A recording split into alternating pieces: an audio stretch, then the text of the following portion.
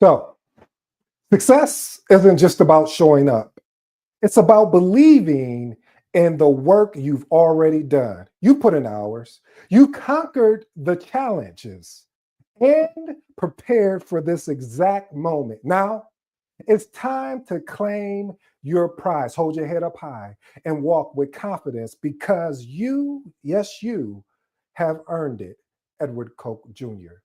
So, in 48 hours, your career could take a giant leap. Wait. Have you done everything that's in your control? Like really put it in the effort to prepare for the CAPM exam. In today's episode, we're going to discuss the eight, and I do mean 8 points to assist you in your journey in the last 48 hours. I must warn you, you do not want to be left alone in this moment because you need to control the controllables. Then anything that I say will not even matter. The information that I share with you today is how I prepare for each exam that I've taken. Yours may differ. With that being said, you know how we do it. Let's get to work. Point number one, focusing on your reason. Focus on your reason. See, you need to remind yourself the reason why you're taking the CAPM because it's going to help you stay motivated and calm. I remember when Tim Grover was talking to Michael Jordan. He asked Michael Jordan, "How you doing?" And Michael Jordan said, "I have some butterflies in my stomach." And Tim Grover said something that was powerful yet efficient. He said, "Well, just get them going in the right direction."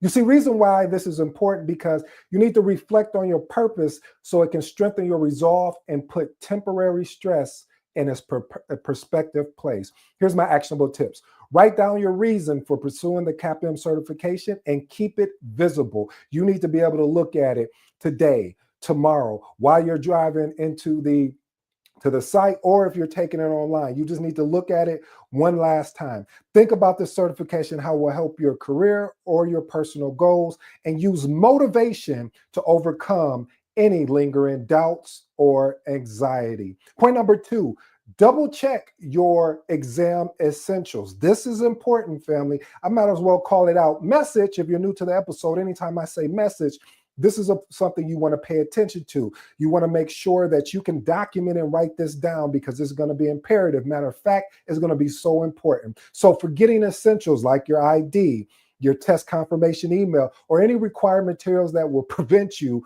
from actually taking the exam. The reason why this is important, family, do everything that is in your control to ensure a smooth check-in process and reduce any unnecessary stress. You don't need any more additional stress. Here's my actionable tip. Create a checklist of essentials like your government issue ID, the test center confirmation, and any allowed materials, which we all know there are any additional materials that you can bring in. You have to leave them in the locker.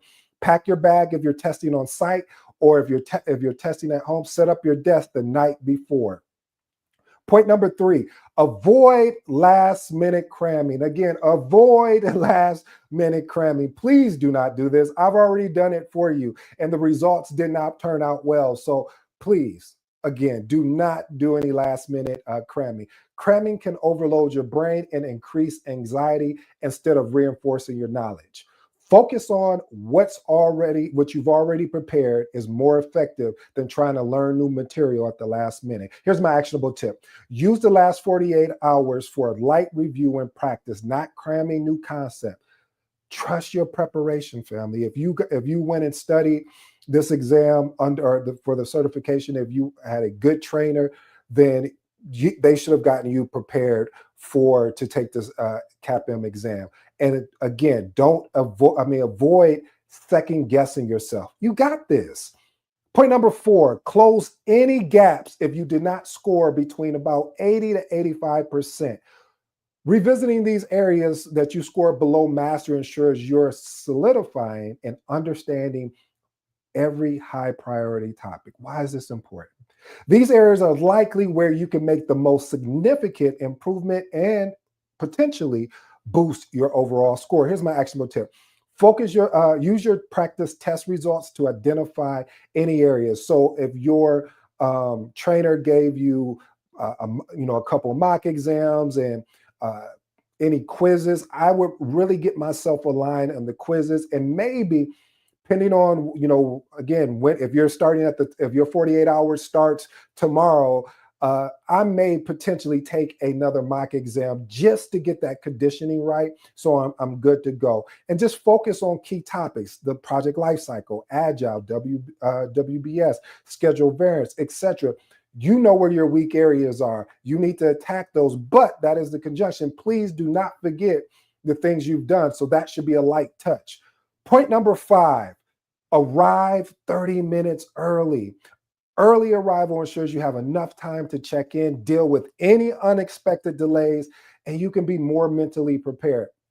Let me explain why this is important. Rushing to the exam, first of all, can increase stress. Second of all, it can mess with your focus and your performance. According to Pearson VUE Center, if you're taking it online, they request that you're there 15 minutes early. So imagine if we're all getting there 15 minutes early, then you're sitting there waiting to get checked in. I recommend you showing up 30 minutes early, because if you get there early, and if they say, well, hey, you came too early or whatever, but you're there, you're one of the closest first people in line. Here's my actionable tip: plan your travel route to allow for extra time. Use this time to relax, review light materials, and I mean very extremely light, and take a woosah moment. Deep breath. If taking the exam at home, log in 30 minutes early.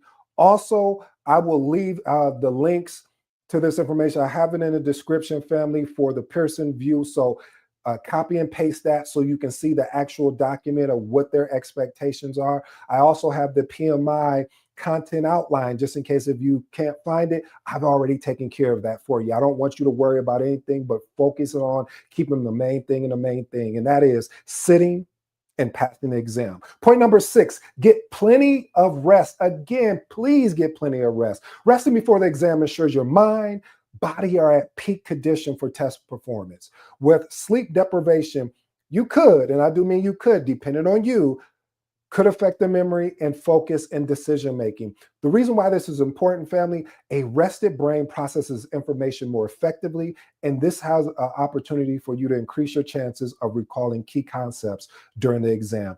Here's my actionable tip: aim for 7 to 8 hours of sleep, or how many hours you think you need in order to be the best version of yourself the night before the exam. Set an evening routine to wind down, such as reading, meditating, whatever that looks like to you. You need to have a routine, an evening routine in place. This is non-negotiable. So whatever that looks like for you, create it. I just gave you example, maybe reading, maybe meditating, maybe just laying there and just thinking about, what you're going to do, how you're going to sit down and conquer this exam. Whatever that looks like, I recommend you do it. Point number 7, write down the exam date and affirm your success. I know this is going to sound like what they say is woo-woo, but I'm telling you what I did, not what I heard. This is exactly what I did. I don't know if it'll work for you, but you asked me, I'm gonna provide these tips of what worked well for me. Write the date of your exam, affirming success. What does that look like, ED? Well, it looks like I passed the CAPM exam on whatever date that is. If it's the 30th, if this is the 31st, if it's the 1st, whatever date you're gonna sit down and pass this exam, write that date in there. Again, I passed the CAPM exam. See, this is just basically mental and conditioning techniques that help boost confidence as well as motivation. Why is this important? Positive affirmation reinforce your belief in your preparation and can minimize or reduce your test anxiety. Again, here's my actionable tip. I mentioned it earlier. On a visible piece of paper, write, I passed the CAPM exam on whatever date that is. Place it somewhere you can see it often. I had it on my bathroom mirror. I had it on the door. Yeah, I went crazy with it because I had to get that belief in my head. And again, you may say it's woo-woo stuff, or you might say, oh, I don't work. Well, that's fine. I'm telling you what I did. Take a few moments to read it out loud each time you see it. When you're going to the mirror, I passed the CAPM exam on whatever that date is. If it was the 31st, if it was the 1st, whatever date that is for you. Point number 8, this is important as well. Drive to the test center ahead of time if taking it on site. See, knowing where the test center is and how long it takes to get there That can help you avoid unnecessary surprises on test day, such as getting lost or being late or running into traffic. You want to understand what the traffic is looking like at that time. If you know you're going at 8 o'clock, between 8 and 9, there's probably going to be a lot of traffic there. So you want to find out if that's the case. Hey, maybe I might need to leave 45 minutes. Maybe I might need to leave an hour than I normally would. But whatever that looks like to you, you need to do that. When I went to the test center, I left an hour earlier because I was like, hey, if I get stuck in traffic because I did my homework and was just like, okay, 8 and 9, I know I'm taking around that time, it's going to probably be a lot of traffic. So I probably need to get out of here at 6 or 7 just to make sure that if I run into any surprises that I can make the adjustment as necessary. This is important because being late could potentially forfeit your exam, and adding additional stress can impact your performance. Here's my actionable tip. Again, do a trial run to the test center, noting traffic patterns as well as parking. Where am I going to park at? What if that parking space is done? What if filled? What if that park? So you're like, wow, why am I going on this? We're trying to eliminate as much stress or much anxiety that we potentially can. So again, plan your departure time to arrive at least 30 minutes early, because remember what we talked about, Pearson VUE wants you there 15 minutes early, and I believe remote is either 30 or something of that, meaning if you're taking it at home. So double check the test center address as well as the parking instructions. Well, family, I hope you enjoyed today's episode. Would you mind if I over deliver? Is that okay with everybody here? Would you mind if I over deliver? Hey, Christian, I appreciate you joining. If you don't mind, I would like to over deliver. You know what? Let's over deliver. Here's bonus number 1. Confirm all requirements if taking the exam at home. For home testing, there are specific rules and technical requirements you must follow to ensure a smooth exam process. Missing any of these steps could, and I do mean could, or potentially result in delays or disqualification. Why is this important? Being late could result in forfeiting your exam, and added stress can impact your performance. Do you see a running theme in today's episode? I'm talking about stress. I'm talking about anxiety. I'm talking about what are the things that I can control. I can't control everything, but I can control if I'm going to be there on time, if I made the decision to leave early, if I made the decision to prepare the night before. Here's my actionable tip. Test your computer's compatibility with the exam software. Set up a quiet, distraction-free space with no prohibited items visible. Prepare your government issued ID. Have that thing on your desk so as soon as you sit down and you have your ID that you can show it right away. Log in at least 30 minutes before the exam to complete the check-in process. Bonus number 2, set 2 alarms on your phone. I know it sounds funny, but setting multiple alarms ensures you wake up on time, even if one fails. Why is this important? A single alarm may fail due to technical issues, human error. 2 alarms provides a backup to prevent you from oversleeping. Here's my actionable tip. Set 1 alarm for your desired wake up time and then another 5 to 10 minutes later. Test both alarms the night before to ensure they work. Place your phone or alarm clock away from your bed to avoid any particular snoozing. And my last and final bonus, family, and again, I appreciate you allowing me to over deliver. Review the CAPM exam content outline. I can't say that enough. Review the CAPM exam content outline, because this is what the test is based on. So the CAPM exam is based on the specific content outline. So reviewing it ensures you're focusing on relevant topics. Why is this important? Staying aligned with the exam blueprint increases your chances of recalling the information right away. Here's my actionable tip. Skim through the CAPM exam content outline provided by PMI.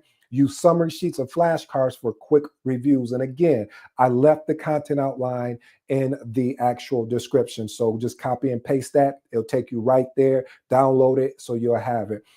Transformational remarks. I have 3, and then I'll let you be on your way, family. Number 1, focus on your reason. Like I said, reflecting on your purpose strengthens your resolve and puts temporary stress in perspective. You know, when you get on an airplane, the first thing when the flight attendant is going over the safeties and procedures, they always say put the mask on someone else first, right? That's what they say, right? No, they don't say that. They say put it on yourself first. Put the mask on yourself first. And that's what you have to do, family. When I'm talking about put the mask on yourself first, see, when you take care of you, meaning doing everything possible you can control, then you can take care of other people because you did the work, you put in the time, you made the sacrifices when people were, watching a game or watching this series or whatever the thing was that was distracting them from actually, putting in the work, you did it. So write down your reasons for pursuing the CAPM certification. And again, keep it visible. Think about the certification will help your career as well as your personal goals. Use this motivation again, family, to overcome any lingering doubts or anxiety. Number two, close any gaps you do not score between 80 and 85%. I always say 80 and 85 because that extra 5%, then we already know that yes, you're doing well, it's go time. So this is important because there are areas that we're likely you might need to really improve on and boost and so you can boost your overall score. Here's my actionable tip. Use practice tests to actually identify any of these weak areas. And practice tests, it could be quizzes or the actual mock exam. And my last and final one before I close for today, get plenty of rest, please. A rested brain processes information more effectively. This increases your chances of recalling concepts during the exam. And my actionable tip was for you on that was, I would recommend 7 to 8 hours, but if you can do it off of 4 or 5 or whatever that looks like for you, do that. And then the last and final one is get you a evening routine. This create, when I gave you examples, reading, meditating, just laying there thinking about how you're going to go in and conquer this actual exam. Family, I go by the name of ED. For all you smart and intelligent folks out there, that just simply means Ed. To the family member that asked about these tips, I thank you personally because this is something I really love talking about is the CAPM, the PMP certification, as well as the ACP certification. So I appreciate you tuning in with me today. If you have any further questions, you know how to get a hold of me. If you're not part of the Magnetic Project Management community, please join that. These are where we can have these type of discussions. I can set up a live where we can be more interactive.